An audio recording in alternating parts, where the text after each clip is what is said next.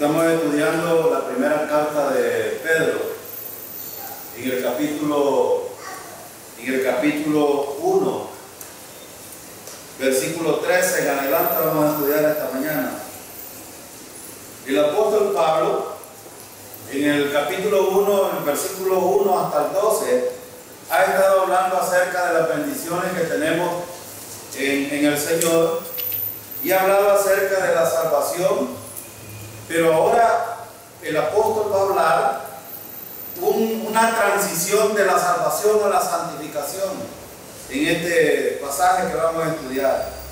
Y él va a hablar acerca de esto en vista de que hemos sido justificados, necesitamos ser santos porque ya somos santos, es decir, acabo de decir una doble expresión que es una verdad de nosotros en un punto, pero que la otra es la que va a tratar Pedro aquí, y la otra en vista de que la glorificación está muy cerca para nosotros.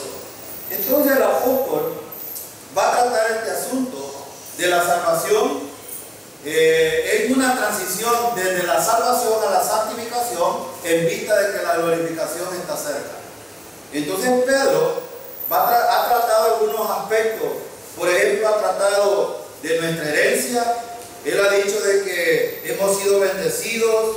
En el versículo 3 dice que hemos sido bendecidos por la misericordia de Dios y nos ha hecho nacer de nuevo mediante la resurrección de Jesucristo para una herencia incorruptible, incontaminada e inaccesible en los cielos. Entonces, para Pedro, en vista de todas estas cosas que ha dicho anteriormente, va a empezar un tema muy importante acerca de la santificación.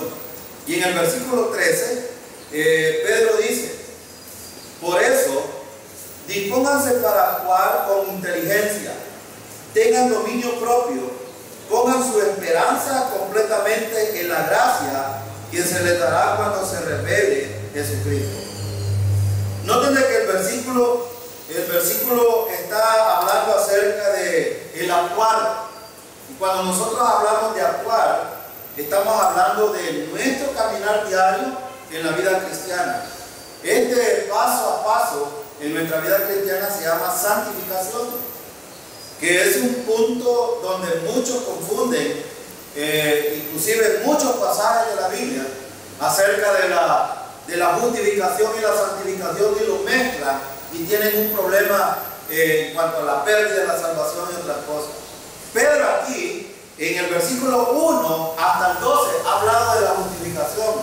Versículo 13 hasta el 2:10 va a hablar de la santificación, y de ahí va a hablar de otros aspectos que tienen que ver con la vida práctica y con algunos problemas que la iglesia puede enfrentar. Entonces, el primer mandato para nosotros que nos revela cuál es la voluntad del Señor es tener esperanza en las promesas. Miren, el versículo dice: por eso, dispónganse para actuar con inteligencia, tengan dominio propio, pongan su esperanza completamente en la gracia que se les dará cuando se revele Jesucristo.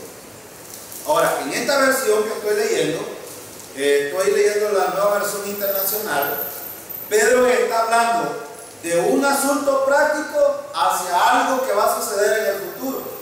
Ahora, cuando habla de la gracia que se les dará, él está hablando precisamente de la glorificación que esperamos los creyentes que sea en cualquier momento, porque es inminente.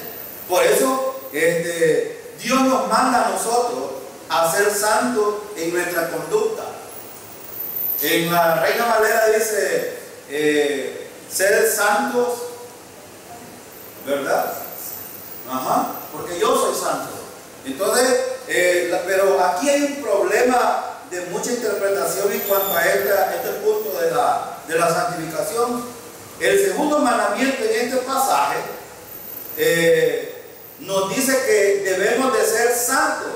Pedro deja de enfocarse en la mente para enfocarse en los hechos, las palabras del diario vivir del creyente.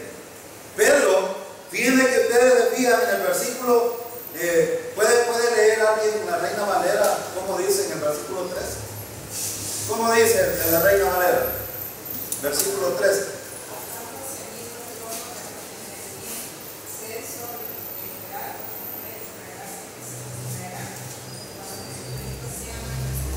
Ser sobrios y esperar. Es decir, Pedro está diciendo, bueno, ustedes tienen una esperanza. Se las he mostrado desde el versículo 3 hasta el 12. Pedro dice, ya les hablé de esto, pero ustedes están en espera de algo que es bueno para ustedes. Y algo que Pedro dice en este versículo es que es por gracia. Fíjense que este punto de llegar al cielo no tiene ningún mérito humano, porque es por gracia. La gracia que ha de manifestarse, y la gracia nosotros entendemos que es un don inmerecido, es algo que nosotros no merecemos, pero que Dios lo reparte, Dios lo da a todo aquel que cree en Cristo Jesús. Por eso esta versión dice, por eso dispónganse a actuar con inteligencia, o sea, sean sobrios, que su mente esté despierta en lo que anteriormente dije, porque ya son salvos. Entonces esperamos una esperanza que Pedro ha hablado acerca de esto. Ahora, en el versículo, por eso Pedro deja de enfocarse en la mente aquí. Ahora Pedro dice, bueno, ya les dije algunas cosas, ustedes ya lo saben, ahora enfóquense en la práctica. Y Pedro va a hablar de eso. Pedro dice, ya no estén más persuadidos en la mente. Pues de hecho hay algo importante aquí. Cuando nosotros actuamos según lo que pensamos, ¿no es cierto? Entonces Pedro dice, ustedes ya conocen estas cosas, ahora empiecen a actuar. Es lo que Pedro está diciendo en el versículo 13. Entonces, la gracia de Dios nos da mucha libertad en Cristo a nosotros. Y todos los creyentes tenemos libertades en Cristo. Pero Pedro va a enfocarse aquí en la práctica que debemos hacer día con día en nuestro diario vivir. Algunos enseñan que somos salvos por gracia, pero viven por la ley. Por ejemplo, ¿qué está diciendo Pedro aquí? ¿Cómo debemos de vivir? Dice sobrios, pero vivir sobrios tiene mucho que ver con nuestra manera de pensar, pero en el asunto doctrinal. La pregunta es, ¿cómo estamos pensando doctrinalmente? Por eso decía yo, la gente actúa de la manera como ha pensado. Ahora, la pregunta es, ¿cuál es la mente que nosotros tenemos? Ese es el punto. Si tenemos una mente legalista, vamos a actuar legalistamente. Si tenemos una mente con libertinaje, vamos a pensar precisamente de ese lado. Pero Pedro aquí no está hablando de esos dos extremos.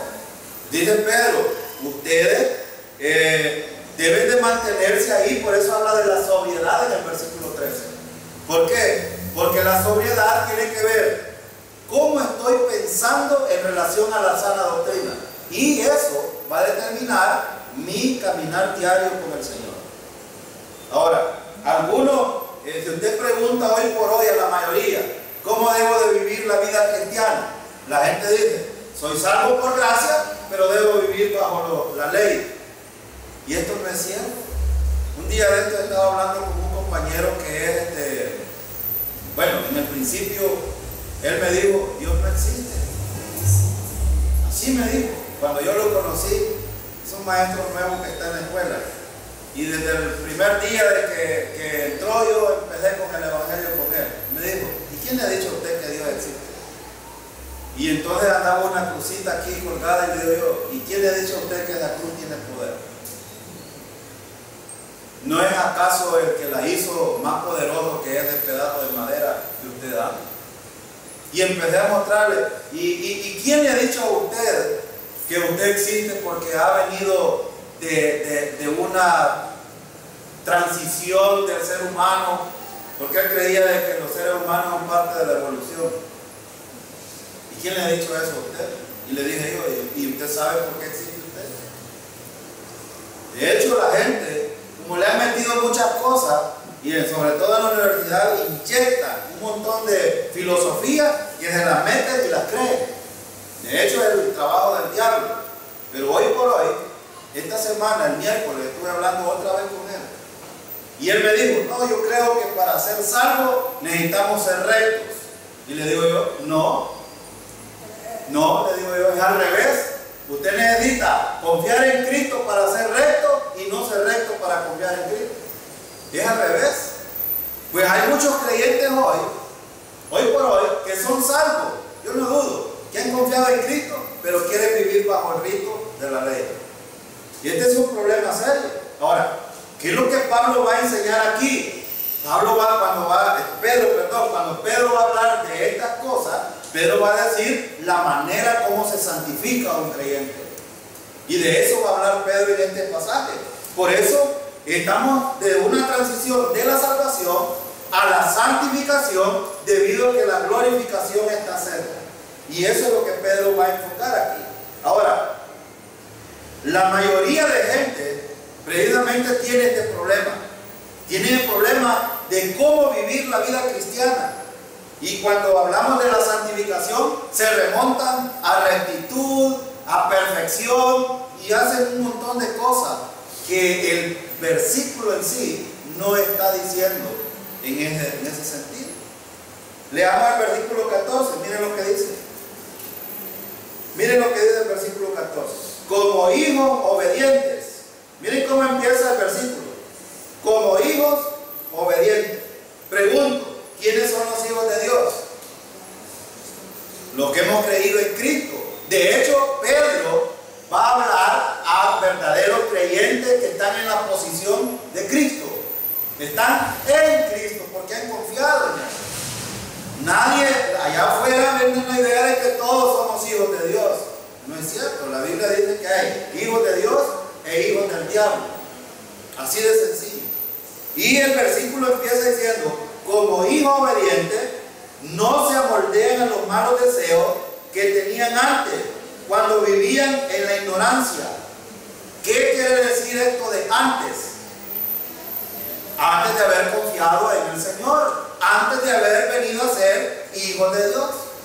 Y usa una palabra importante, dice, no se moldeen. No se moldeen. El énfasis de estos 3 versículos está en un mandamiento que todos los creyentes en Cristo sean santos. Y ese es el énfasis aquí.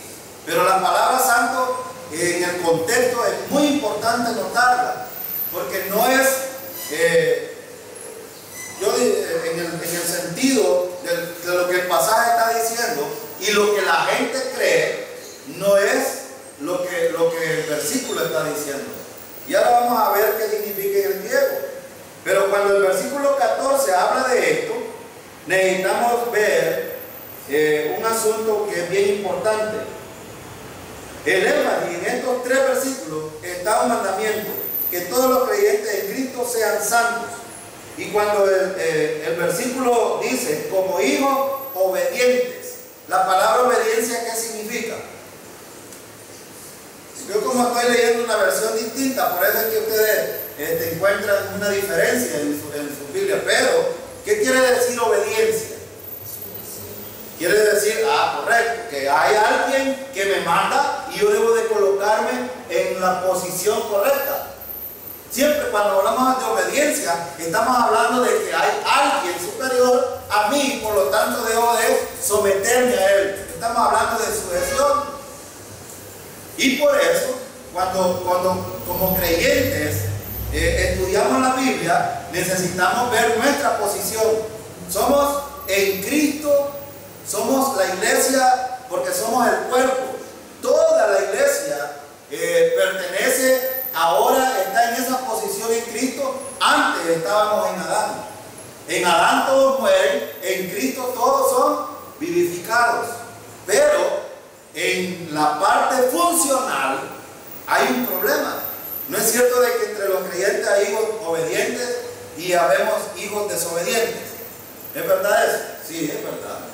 Es verdad. Por eso es que el énfasis de Pedro aquí es un punto importante en la obediencia.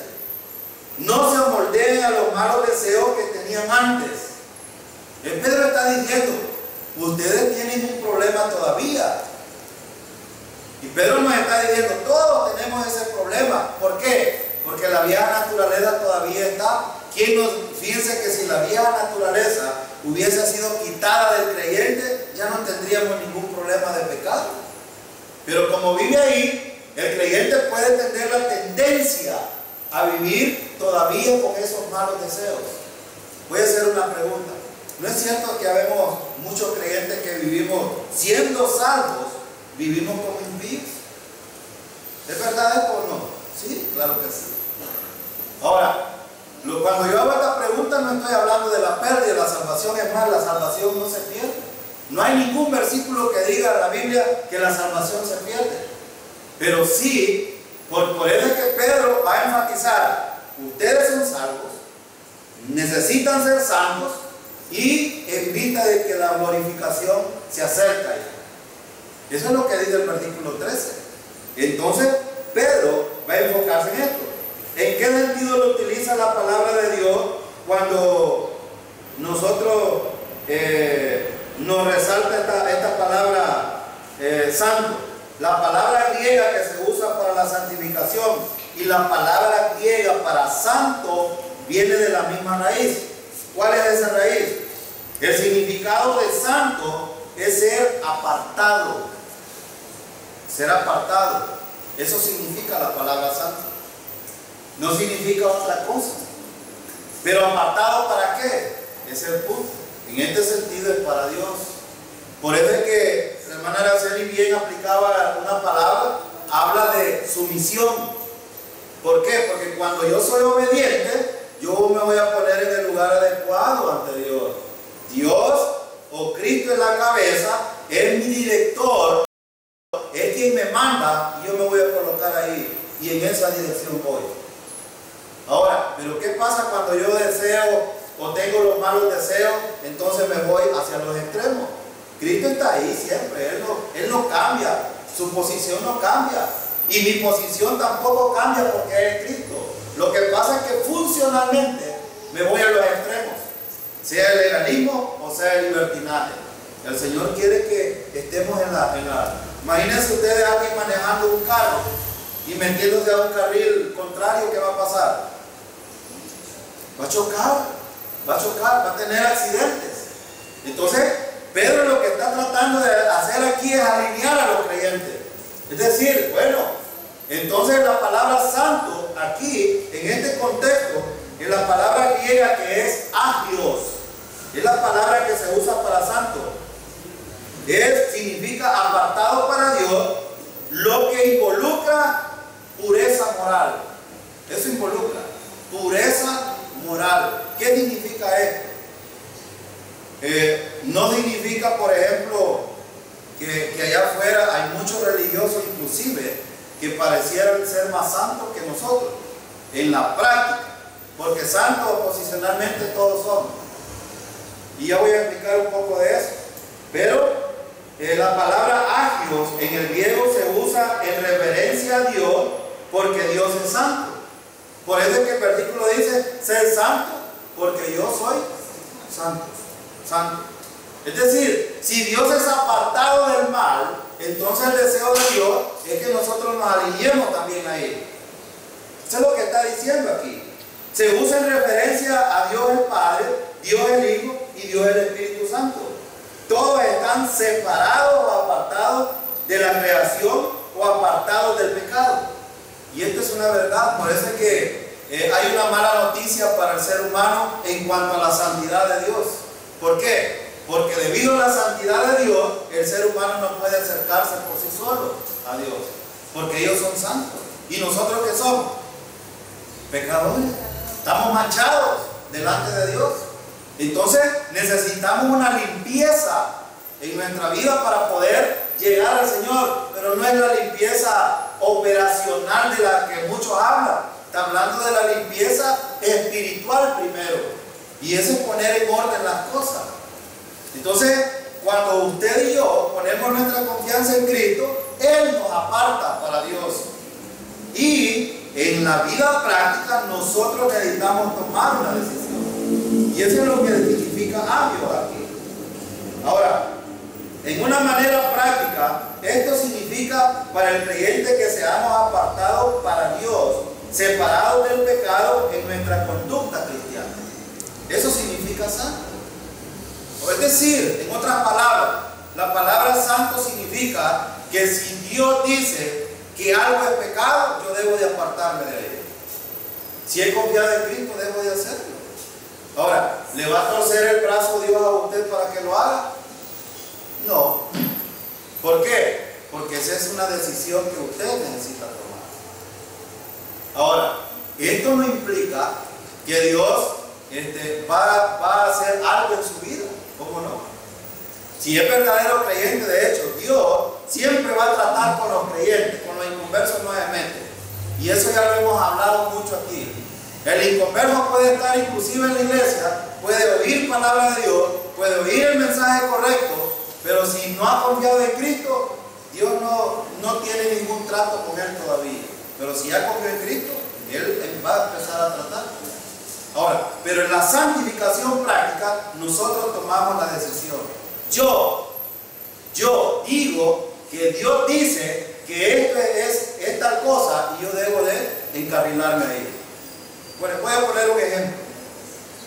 Por ejemplo, si Dios dice que robar es pecado y yo quiero santificarme en esto, ¿qué debo de hacer? No robar. Así de sencillo. Es que son asuntos prácticos. Por ejemplo, asuntos muy prácticos aquí. Si Dios dice, por ejemplo, que la fornicación es pecado, entonces ¿qué debo de hacer? Arreglar la situación. Sencillo. Eso es así de sencillo. Y así en muchas otras cosas. ¿Por qué? Porque necesito apartarme para lo que Dios quiere hacer en mi vida.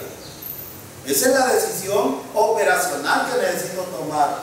Ahora, porque si no, podríamos estar en la zanja del legalismo. Y decir, bueno, soy salvo, no pasa nada, no pierdo la salvación, entonces puedo vivir como quiero. No, la Biblia en ningún momento habla de eso. La Biblia no dice que usted puede hacer lo que a usted le dé la gana, porque ahora tiene un dueño. Y el dueño decide sobre su vida. Entonces, por eso es que dentro del proceso de la vida de los creyentes, en el caminar diario, nosotros necesitamos tomar una decisión. Ahora, la pregunta es, ¿cuánto tiempo tardará para que nosotros tomemos una decisión, apartarnos para el Señor? Bueno, a muchos les ha costado mucho tiempo, a muchos inmediatamente. Hay gente que, por ejemplo, inmediatamente oye, bueno, el bautismo es una de las cosas que es un servicio, es una acción de obediencia y de santificación ante el Señor. Voy, lo hago. Hay algunos que acentúan, hay algunos que esperan tanto tiempo. Yo he escuchado al hermano B insistir con la cena del Señor y decir, bueno, y cuando estén allá en la cena con el Señor que, imagínense ustedes, aquí rebelde, allá, o sea, es una disparidad dentro de las decisiones que como creyentes tenemos. Pero ahora la pregunta es, ¿cuánto tiempo debe pasar para esto? Hermano, esto debe de ser inmediato. Necesitamos arreglar las cosas inmediatamente. Ahora, la pregunta es, ¿quién se beneficia más cuando un creyente toma la decisión correcta en santificación práctica delante del Señor? ¿Quién se beneficia? El mismo creyente. Entonces, cuando Pedro está hablando de esto, está hablando, hagan esto para sanidad espiritual de ustedes mismos. Yo creo que un creyente, por ejemplo, que no toma decisiones de bautizarse, de tomar la cena como obediencia al Señor y apartarse para el Señor, tiene un serio problema en su manera de pensar. Y es lo que Pedro está diciendo. Ahora, hermano, que no te importe lo que tienes alrededor, que a veces te están discriminando y te están tirando dardos, que eso no lo puedes hacer porque tenés este otro problema. Bueno, arregla este problema primero y después el otro. Así de sencillo. Es lo que Pedro está diciendo aquí. Ahora, el proceso de una vida santa es subrayada por la palabra ser en el versículo. Ser santos, que es kinomai, que significa llegar a ser algo que no eres. Y ese es el deseo de Dios. Cuando dice ser santo porque yo soy santo, Él está diciendo llegar a ser lo que tú no eres. Y ese debería de ser el deseo de nosotros. Hermano, de hecho nosotros ya no somos lo que éramos antes. Y Pedro lo está diciendo. Pero necesitamos llegar a ser eso que ya no somos. ¿Y qué significa esto? Y estas son las decisiones prácticas que necesitamos tomar en nuestro diario vivir. Ahora, ¿somos santos por naturaleza, hermano? No, no somos santos por naturaleza. Pero cuando somos salvos, llegamos a ser hijos de Dios y somos apartados en Cristo. Ya sucedió algo en nosotros. Entonces ya no somos lo que éramos antes. Ha cambiado nuestra naturaleza. Ahora, en consecuencia debemos estar apartados de nuestra manera de vivir. La expresión llegar a ser significa que ese debe de ser el anhelo de cada creyente. Llegar a ser. Ahora, ¿cuánto tiempo va a pasar para que nosotros lleguemos a hacer esto? Bueno, quizás, como decía yo el viernes, en relación a las circunstancias que vivimos, probablemente muchos vamos a morir con los problemas que tenemos. Y en relación a la santificación, algunos vamos a ir pasito por pasito, como el koala, que es tan perezoso, es un animal tan perezoso que da un paso lento. Algunos probablemente vamos a hacer, otros no, más rápido. Pero este es así. Y algunos probablemente no vamos a alcanzar el estándar que Dios quiere. Aunque el deseo de Él es que nosotros lleguemos a hacer eso.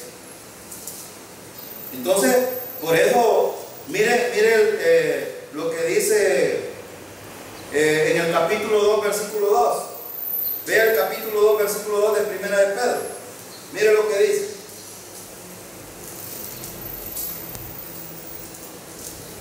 Voy a decir algo aquí que es bien importante con este versículo. Deseen con ansias la leche pura de la palabra, como niños recién nacidos. Así, por medio de ella, crecerán en su salvación. Ahora, ¿cómo es que un creyente llega al estándar que Dios quiere que lleguemos? La gente trata de hacer muchas cosas para llegar. Déjenme decirles que no funciona de esa manera. La santificación, hermano, en un creyente funciona cuando va creciendo en la palabra del Señor, cuando va entendiendo lo que Dios dice que necesita hacer y es obediente a Dios y no a los hombres, porque este es el problema, que los hombres ponen, a mí me dio tristeza, el hermano Nelson me contaba un día, esto es una verdad, que pastores aplicando ciertas reglas que no existen ni siquiera en el estándar bíblico. A un diácono lo corrieron porque andaba una camisa sport y no lo vieron haciendo nada malo, solo es que se la había puesto. Y la pregunta es, ¿dónde está eso en la Biblia? Hermano, ahora la gente pone su mirada en las cosas externas más que en las internas. Fíjense que hay creyentes, por ejemplo, que tienen muchas cosas buenas que las muestran hacia los demás y que esas no son reconocidas.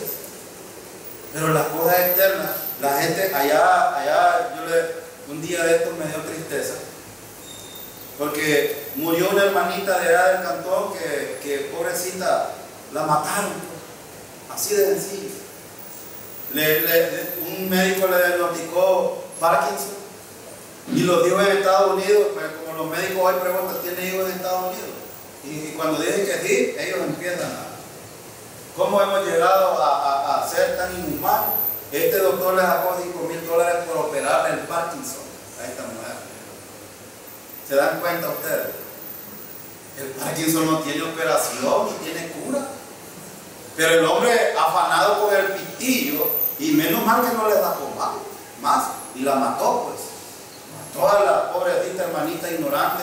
Y le dije yo a uno de los hijos, ¿por qué no llegó a preguntarme antes de hacer esto?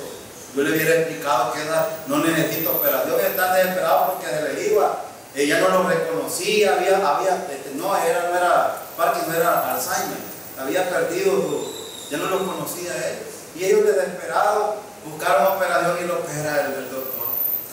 Lo que les quiero decir es esto, que un hermanito que fue pastor en esa iglesia, en el cantón, cometió un pecado así muy gravísimo. pero Dios siempre perdona. Ese es lo maravilloso de la gracia. El hombre cometió incesto, dejó embarazada a su propia hija, siendo pastor, y huyó, se fue para Estados Unidos, y cuando vino a querer reconciliarse con los hermanitos y bueno, vive con su esposa. De hecho, la esposa lo perdonó, y ese día estaba el hermanito ahí. Yo lo saludo siempre, hermano, Dios le bendiga. Lo que les quiero decir es esto, que iba llegando el hermano carnal de él, es el pastor de la iglesia ahí, y cuando iban llegando los hermanos, ni siquiera los saludaron. Primero. Segundo, yo le vi los ojos que se le pusieron llorosos a él, y le pregunto, hermano, no le ponga importancia a eso. Y estaban platicando porque ni a mí, ni siquiera me saludaron.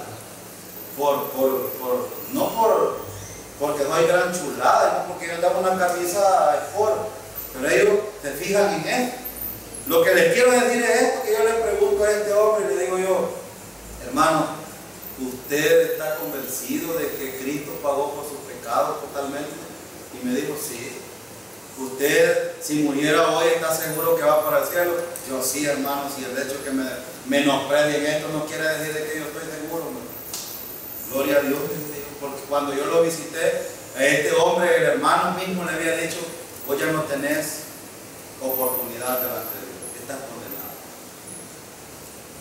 Lo habían condenado, y yo fui y hablé con él y le presenté el evangelio.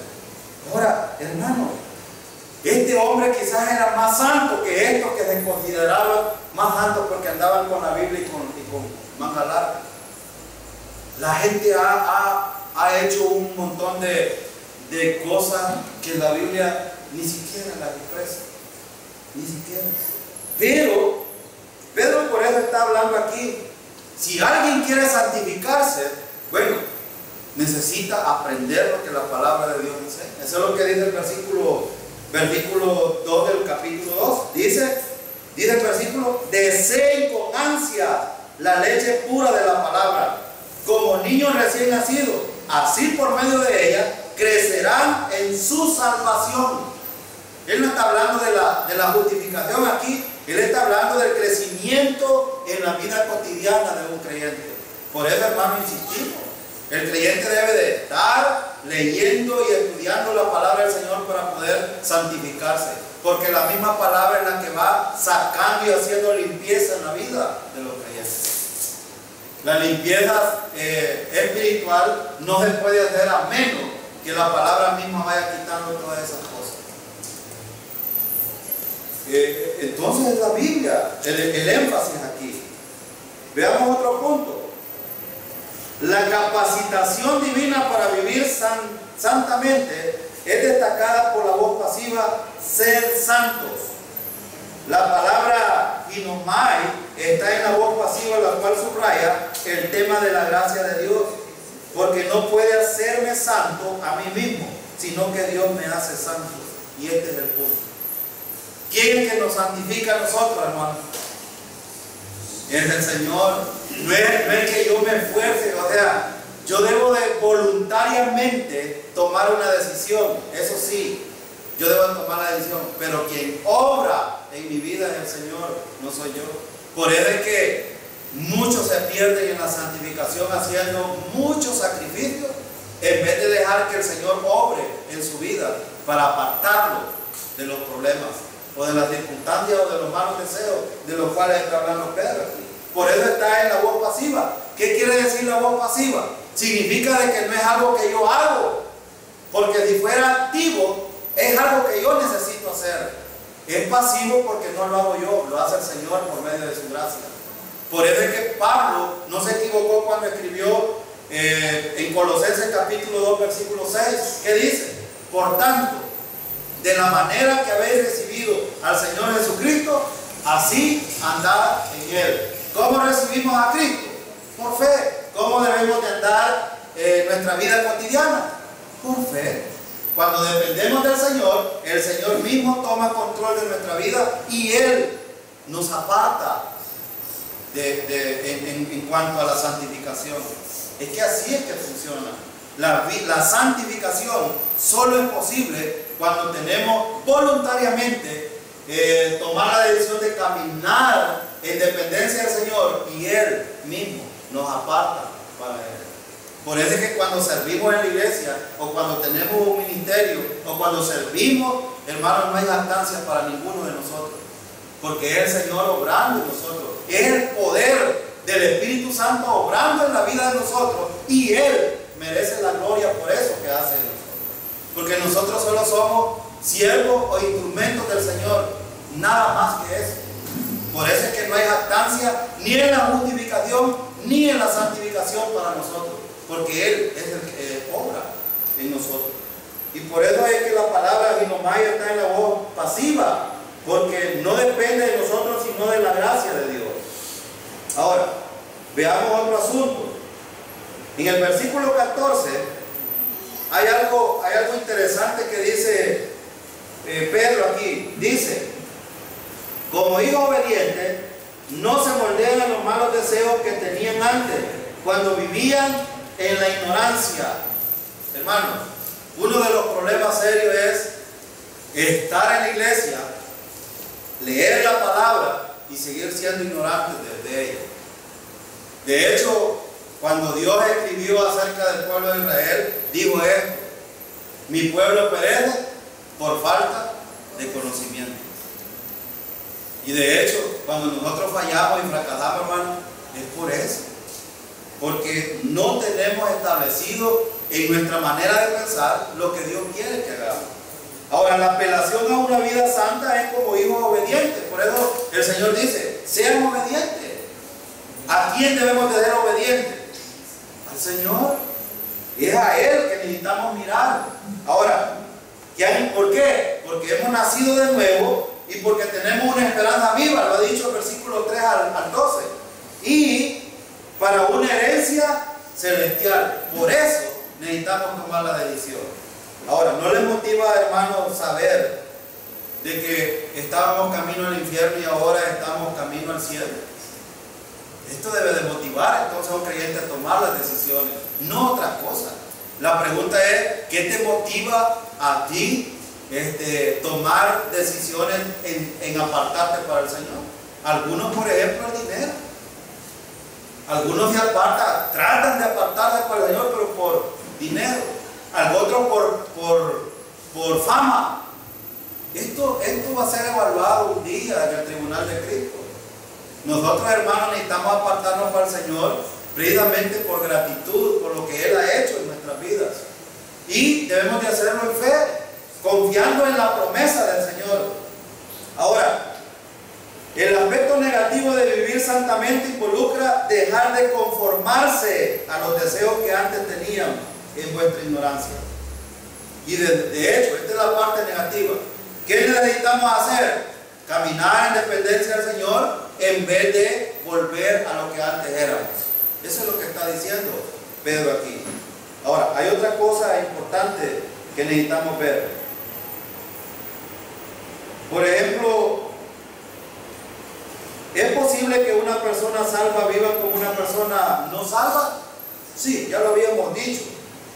Ahora, ¿cómo? Usted puede preguntarme, ¿cómo es eso así? Sí, quiero que vaya a 1 Corintios.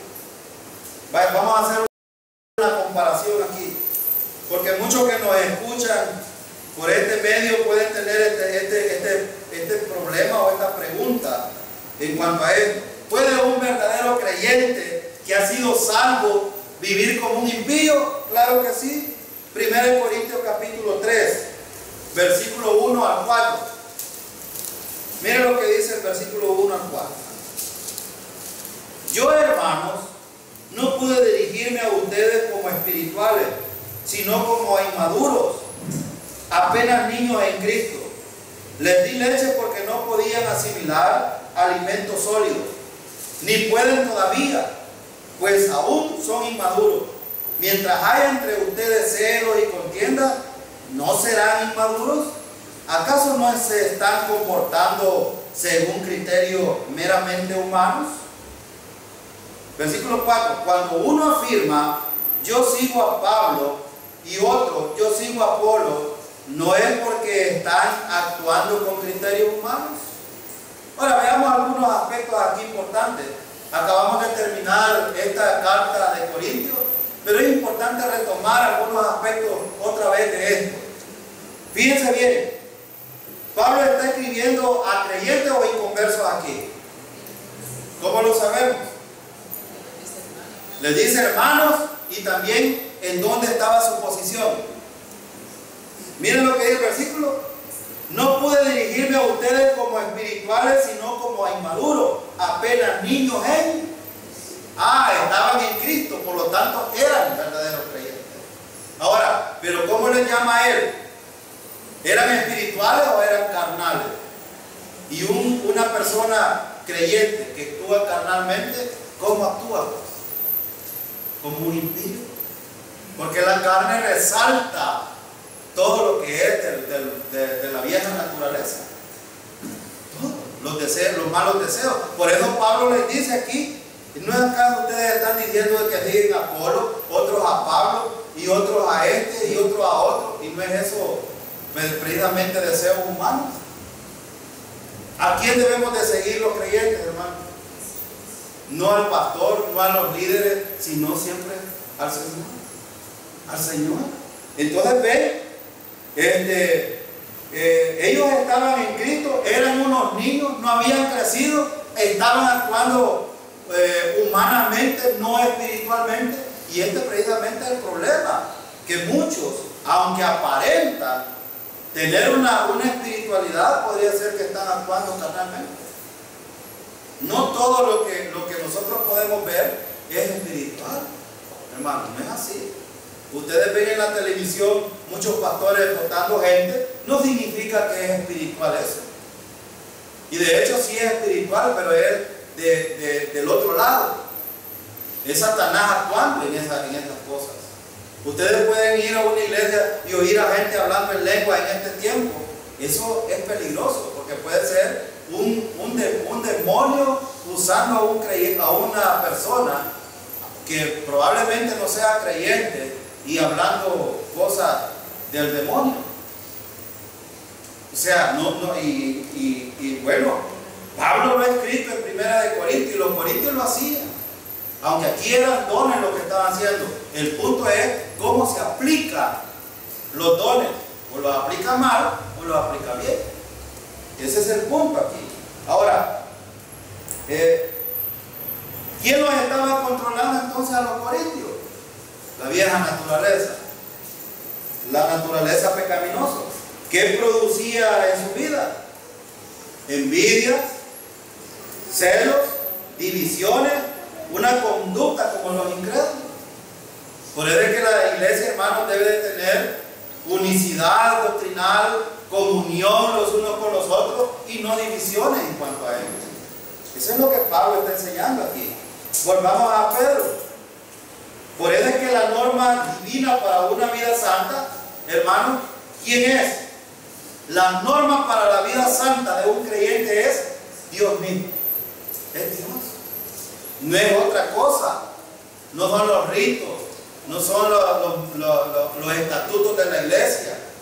La gente hasta por los estatutos de la iglesia se dirige en vez de dirigirse por la palabra del Señor.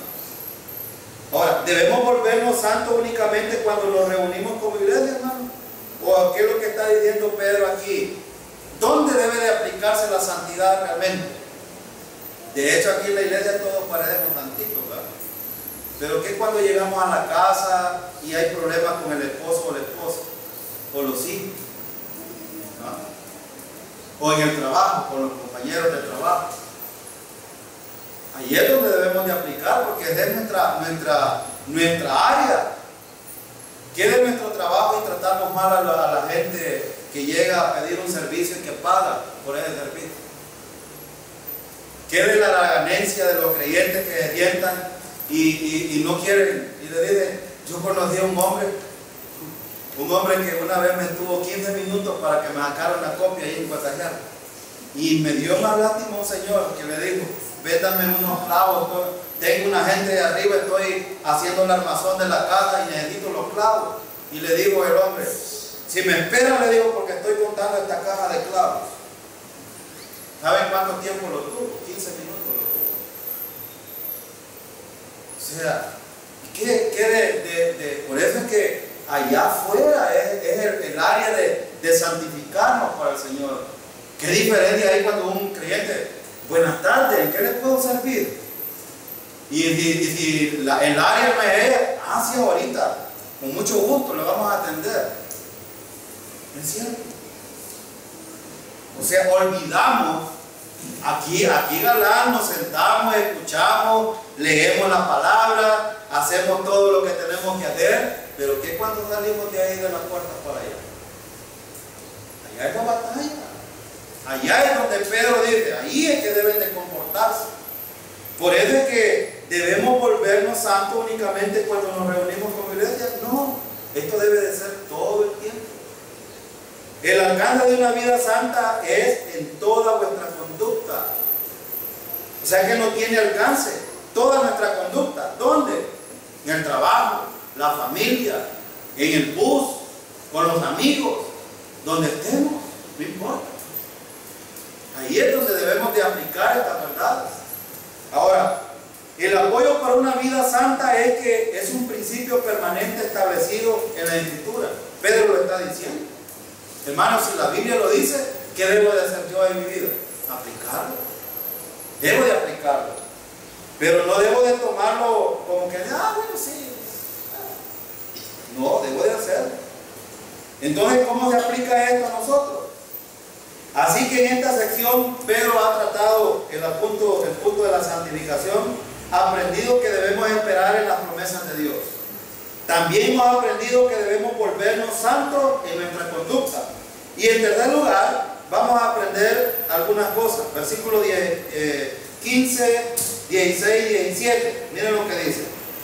Más bien sean ustedes santos en todo lo que hagan, como también es santo quien los llamó. Pues está escrito, sean santos porque yo soy santo. Ya que invocan como Padre al que juzga con imparcialidad las obras de cada uno, vivan con temor reverente mientras sean peregrinos en este mundo. Dos cosas importantes. Como ya hablamos del versículo 15 y 16, veamos el versículo 17. El versículo 17 hay una exhortación. ¿Cuál es la exhortación? Fíjense bien, miren el versículo 17. Ya que invocan como Padre, como Padre, hermano, ¿cuál es el principio que hemos aprendido nosotros como creyentes? En relación a Dios como Padre y nosotros como hijos, ¿cuál es el principio? ¿Cuál es el principio? ¿Cuál es el principio que deben de aplicar los hijos con los padres humanos?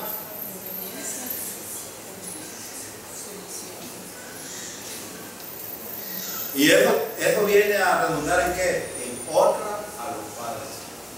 Honra a los padres. Si nosotros tomamos a Dios como Padre, ¿qué debemos de hacer? Honrarlo, no deshonrarlo. ¿Quién se beneficia cuando honra a Dios? Uno mismo. Hermanos, no olvidemos esto, porque a veces se nos olvida que como a padre, bueno, cuando estamos con el chikungunya y otras cosas, buscamos al Señor y que nos arregle el problema. Pero cuando estamos Galán, démosle con todo, dicen algunos. No, hermano, miren lo que dice el versículo. Ya que invocan como Padre al que juzga con imparcialidad las obras de cada uno, vivan con temor reverente mientras sean peregrinos en este mundo. ¿Cuánto tiempo debemos de hacerlo esto? La honra a Dios, ¿cuánto tiempo debe de ser? Todo el tiempo mientras estemos aquí en la tierra. Ese es número uno. Número dos, ¿qué necesitamos hacer constantemente? Cuando dice invocar a Dios, ¿qué significa esto? Que los creyentes debemos de estar siempre buscando la dirección a Dios. Siempre. Número 3, hermano, ¿quién es el que juzga de una manera justa las actitudes de los creyentes? Dios. A Dios no se le va a escapar ninguna de las actitudes nuestras. No se le va a escapar, porque Él nos conoce perfectamente. Y en el tribunal de Cristo, Él va a evaluar nuestra actitud mientras fuimos peregrinos en esta tierra. Así es de que no olvidemos que todas las obras van a ser evaluadas en el tribunal de Cristo. Lo que hicimos mientras estábamos en este cuerpo. Y el versículo 17 nos manda a conducirnos diariamente de una manera que honre a Dios. Y el beneficiado final, Dios mismo. Si honro a Dios, voy a ser beneficiado yo. Si no, entonces cualquier cosa puede pasar. Algunos están enfermos, otros debilitados y otros ya. Y no lo digo por amenaza, lo digo porque la Biblia dice. Y algunos de nosotros no valoramos esto. Ahora, si estás viviendo en deshonra a Dios y no pasa nada en tu vida, entonces preocúpate.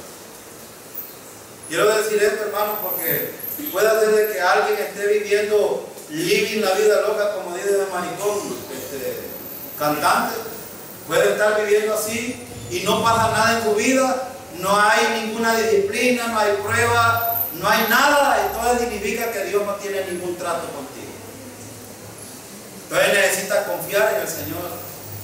Pero si te está pasando algo, alégrate, porque Dios tiene un trato contigo especial y está tratando de encaminarte en el camino adecuado. Por eso yo, hermano, cuando he sido disciplinado, le he dado gracias a Dios. Cuando he tenido pruebas, le doy gracias a Dios también, porque me ha ayudado, me ha servido. Entonces, el único que se beneficia cuando honra a Dios es uno mismo. Entonces necesitamos tomar esa decisión. Pero Pedro usa la palabra conducta varias veces en esta carta, porque a Dios, hermanos, le interesa la conducta de los creyentes. No podemos obviar nosotros. Esta iglesia predica la gracia, pero la gracia jamás en la Biblia permite que un creyente viva como le da la gana. Nunca. Y nosotros nunca hemos predicado eso tampoco. Jamás. Al contrario. Hemos predicado que la salvación es por gracia, que debemos de vivir conforme a la gracia. Si la iglesia, por ejemplo, dice que tiene la sana doctrina, usted va y predica el evangelio y dice, en la iglesia tenemos la sana doctrina, pero vivimos como el mundo. ¿Qué estamos diciendo? Estamos diciendo entonces que la sana doctrina que tenemos no es eficaz en nuestra vida. Y Pedro está diciendo lo contrario. Entonces, ¿por qué deben de hacer esto? Hermano, miren el versículo, dice el versículo 17, ya que invocan como padre, cuando nosotros, bueno, ustedes que tienen hijos, los hijos no es cierto que siempre están buscando una verdadera relación con los padres, quieren tener intimidad, quieren tener una relación mutua, quieren tener una relación de amor con los padres. Pues precisamente esa debería de ser nuestra relación también, relación mutua de comunión con el Señor. ¿Por qué? Porque si yo tomo como padre a Dios, entonces es porque estoy buscando una intimidad con Él. Y el versículo por eso está hablando de esto aquí. Si yo lo tomo como padre, esto significa que como hijo de Dios enfatiza esa relación íntima que debo de tener con Él. Ahora la pregunta es, ¿cómo nos volvimos hijos? Cuando confiamos en Cristo. No hay de otra manera. Algunos quieren por la ley, otros quieren por los ritos, otros quieren por las obras, pero no se puede. Es por fe en Cristo solamente. ¿Cómo nacimos de nuevo? Por fe. ¿Cómo debemos de andar en nuestro diario vivir? Por fe. Ahora, debido a nuestra realidad de los juicios de Dios, que sin acepción de personas juzga según la obra de cada uno, Dios es nuestro Padre y Él juzga según los hechos de cada uno y sin distinción de personas. Por eso decía yo, hermano, si te está pasando algo y que Dios tiene que ver en esto, alégrate, porque Dios está tratando contigo. Sí, no debe de ser un asunto de desánimo o un asunto de flaqueza en tu vida, al contrario, de alegría y gozo en medio de esta dificultad, porque Dios quiere hacer algo contigo. Ahora, ¿por qué? Porque como tenemos una relación con el Señor, Él nos trata con justicia. Y miren por eso dice que sin acepción de personas juzga según la obra de cada uno. Y Dios hace dos. Por eso, hermano, es que es importante autoevaluarnos nosotros a cada momento. y confesar nuestros pecados. Dios no nos manda que estemos fieles, que a veces nosotros juzgamos al otro hermano, hablamos del otro hermano, en vez de hablar de nuestra condición con el Señor. En vez de venir a decirle, bueno Señor, mira, soy esto, yo he hecho esto. No, a veces nos ponemos a decir del otro hermano en vez de ver hacia nosotros. Dios nunca nos ha mandado a hablar de los demás, nos ha mandado a decir quiénes somos nosotros. Entonces, ojo con esto, porque cuando estás apuntando con el dedo al hermano, 4 te están señalando a ti delante del Señor, y Dios es justo. Y si eres creyente, te va a tratar con justicia. Y gloria a Dios que ya no nos quita la salvación, hermano, que no se pierde. Gloria a Dios, que esto es, ya no perece. Ahora, ¿habrá juicio para un creyente en Cristo, hermano? Y de hecho Pedro lo está diciendo. Dios juzga la obra de cada uno tal como Él lo establece que es. Y Dios no puede equivocarse. ¿Y cuándo es que va a ser juzgado el creyente? En el tribunal de Cristo. Todos vamos a compadecer en el tribunal de Cristo. No tengo tiempo ya, hermano, se me acabó, y vamos a ver un pasaje acerca de esto, que ya lo hemos estudiado en 1 Corintios capítulo 3, versículo 11 al 15. Pero Pablo dice ahí que las obras de los creyentes van a ser evaluadas en el tribunal de Cristo, aunque raspadito, siempre vamos a ser salvos, como si el fuego nos probara a nosotros. La obra puede quemarse, pero el creyente siempre va a ser salvo, y por eso es que hay garantía y seguridad de la salvación. Entonces, hermano, lo que Pedro está tratando de hacer aquí son 2 cosas, o 3 cosas mejor dicho. Número 1, Pedro ha hablado de la salvación. Los que han confiado en Cristo son salvos, han sido justificados. Pero Pedro dice que en vista de que ustedes ya saben esto, necesitan apartarse para el Señor en su peregrinación, día tras día, momento tras momento. ¿Por qué? Porque la venida del Señor está cerca. Él está hablando, hemos sido justificados, necesitamos apartarnos para el Señor en vista de que la venida del Señor se acerca.